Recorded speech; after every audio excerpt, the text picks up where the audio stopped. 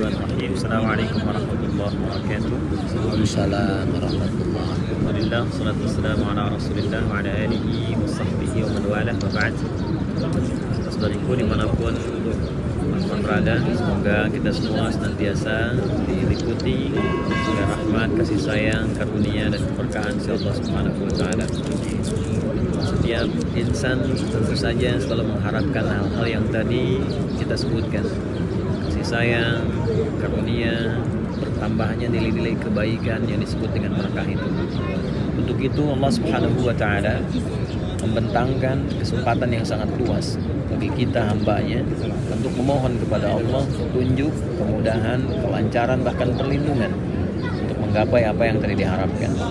Di antara bentangan itu ada yang bersifat waktu, ada yang bersifat tempat.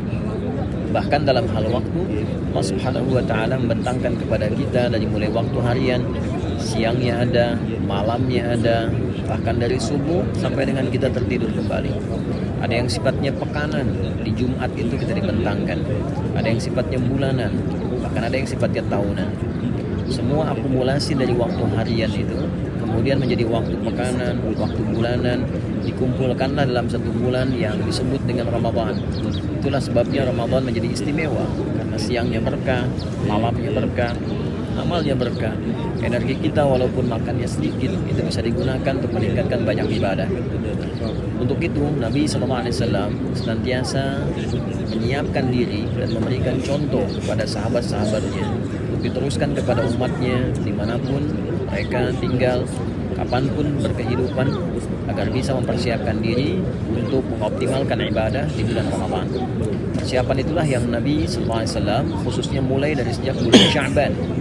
Sejak bulan Sya'ban disampaikan oleh Sayyidah Aisyah, di antara istri terkasih Nabi SAW, bahwa Nabi SAW itu senantiasa meningkatkan ibadah sunnah, khususnya puasa.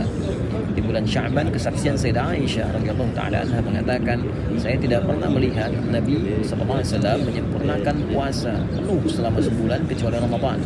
Dan tidak pernah saya menyaksikan Nabi SAW meningkatkan, memperbanyak puasa sunnah kecuali di bulan Sya'ban. Jadi bila dibandingkan dengan puasa sunnah di bulan-bulan yang lain, tercatat, terdokumentasikan dalam kitab-kitab hadis bahwa Nabi SAW banyak menunaikan puasa di bulan Sya'ban. Jadi bukan tanpa alasan puasa itu, tapi puasa yang dicontohkan langsung oleh Nabi untuk menyiapkan dan mengadaptasikan fisik kita menjelang Ramadan. Jadi puasa bukan hanya melatih kita tahan lapar dan haus, tapi puasa juga melatih kita untuk meningkatkan kedekatan kita dengan Allah Subhanahu wa taala.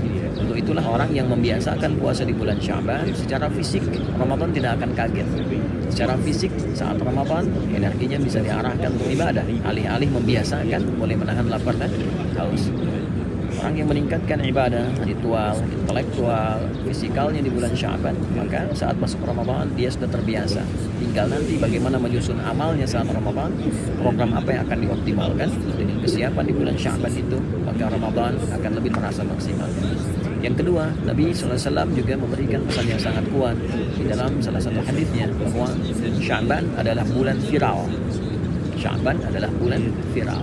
Viral diangkatnya amalan di hadapan Allah Subhanahu wa taala. Jadi Nabi mengatakan, saya menginginkan dan sangat mencintai saat bulan Sya'ban itu begitu amal saya diangkat, saya dalam keadaan yang baik.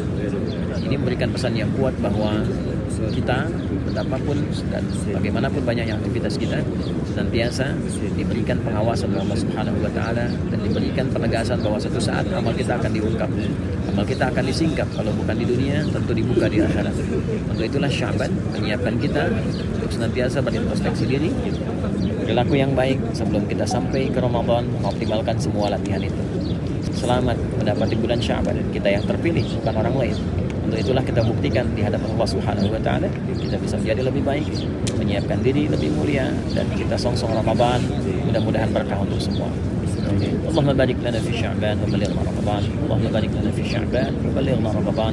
Allahumma barik lana fi Sya'ban wa balighna Ramadan. Sallallahu ala sayyidina Muhammad wa ala alihi wa sahbihi ajma'in. Alhamdulillahi rabbil alamin. Ali Hidayat, Masjidil Haram, Makkah Mukarramah. Assalamualaikum warahmatullahi wabarakatuh. Waalaikumsalam.